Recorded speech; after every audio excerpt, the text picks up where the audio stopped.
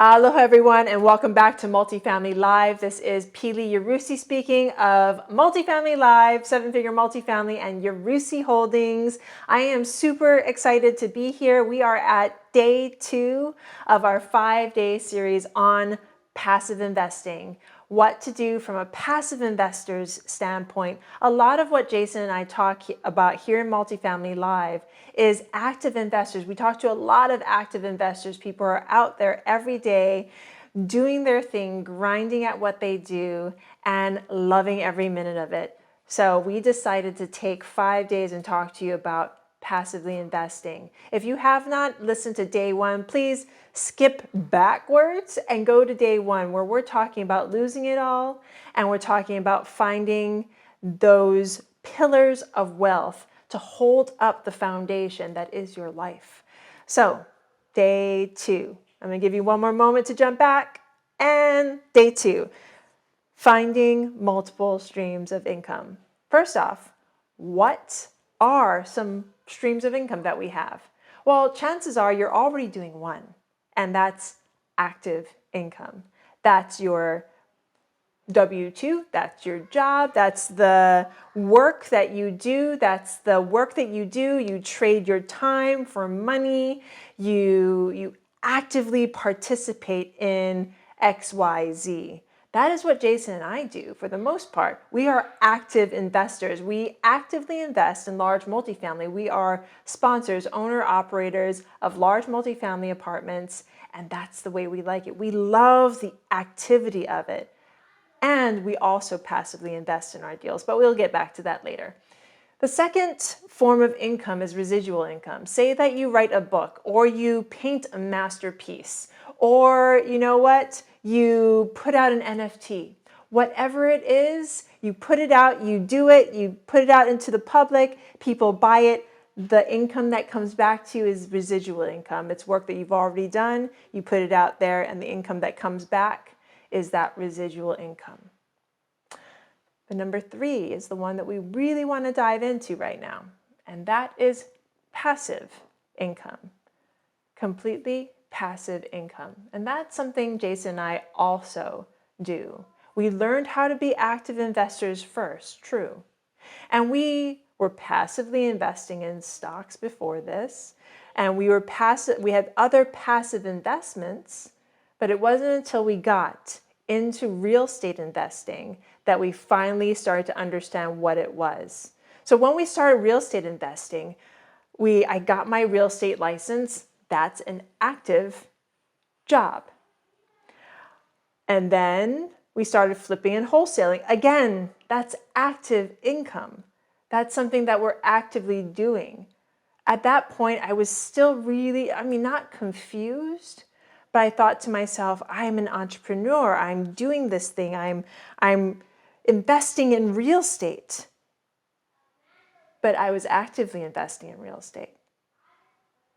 The next step was to passively invest in my own deals. So now Jason and I, even though we set up large multifamily syndications, we also come in on the limited partner side of a deal. The limited partner is your active investor.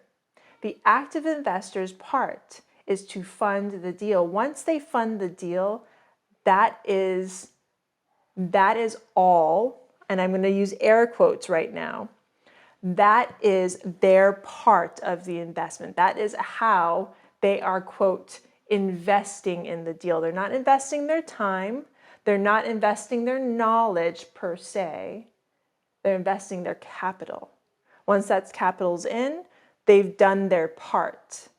But not completely. I would be remiss to tell you, as an active investor, you should be actively keeping track of your investments. Or as a passive investor, you should be actively keeping track of your investments. You should be actively checking in with the sponsors, making sure that they're sending you those monthly reports and keeping track of the funding that's coming out of your passive investments. So those are 3 types of income. Now, there's a lot of books out there There's a lot of stories out there of how you can turn around and quit your job because you made all this passive income. We're not going to go there with this podcast today, because that takes time, that takes energy, that takes know-how, but above all, it comes back to time. What we will talk about today is simply getting started. How do you get started? How do you take that step forward? So the first thing you do is you're listening to this podcast and you're getting this information right now as to how to take that first step into passive investing. Number one, and you've heard me say this before, especially if you listen to day one of the passive investing series, we don't, and I want you to repeat this after me, we don't invest in deals. We invest in people. Say, I don't invest in deals, I invest in people. So with multifamily syndications especially, you can have the best deal in the best neighborhood with all the fixings, all the things that make a good deal great. But a bad sponsor can take that good deal down. So when you really dig in with your sponsors, I really want you to ask them the right questions. Ask them about their background. Ask them, and if they're new to the space, and there's a lot of new people in this space, ask them who they're learning with. Who are their partners? Who are they doing this with? Because it has to do with the partners. And if the people that are coming to you with deals, asking you for capital, ask them if they are the primary sponsor. This is a very, very important question. And I'm not talking about, there's a lot of people that raise capital that come in as part of the partnership. But if they are not the key decision maker, you want to be able to get to that key decision maker. I would say 99% of the deals that Jason and I do, we are the key sponsors of the deal. We have invested and partnered up with other people, but chances are 99% of the time, we are the key sponsors of the deal. So I want to make sure that you are investing smartly and knowing that even though you're investing in an amazing group, that you know who to go to should things go down, or not even go down. If you have any questions and you need to go to someone higher, ask them who the key sponsors are of the deal. Ask them for the financials of the deal. If you don't understand multifamily and you don't understand underwriting, ask them to go through it with you. If your chances are you're going to be investing a good amount of money into these investments, and I'm saying 25, 50, 100 plus thousands of dollars into these investments. So if you don't know what you're getting into, it is the sponsor's duty to educate you as to what's going to happen next. What does the underwriting look like? What does the timeline look like? Look at the investment summary, but there is other information past that. How can you get to that information? And how can you absolutely be certain that this is the investment for you? These are the questions that you should be asking. Really dig in and get to know the sponsors that you are investing with. You're investing alongside the general partnership. And so the general partnership makes up the sponsors. The people who have underwritten the deal, acquired the deal, are going to manage the asset through the timeline of the deal. These are the people that you want to know, like, and trust. But first you have to get to know them. So I implore that you have conversations with them. As key sponsors, these sponsors should be going out of their way to get to know you, to know and make sure that this is the right investment for you. Because if it's not, chances are they might know someone that knows someone that has an investment for you. Wouldn't that be great? Because when it comes to multifamily investment, the horizon of these investments, and yes, with the market being as it is, Jason and I have been able to exit properties at a speedier timeline than originally planned. There are our first property, we actually underwrote that property into 7 years. We exited that property within 2. And we have done that time and time again lately because of the market. The market's just amazing right now. But the market could turn at any time. And you want to ask that sponsor, if said market should turn, maybe there's going to be a downturn in the real estate market. We don't know. I don't have a crystal ball.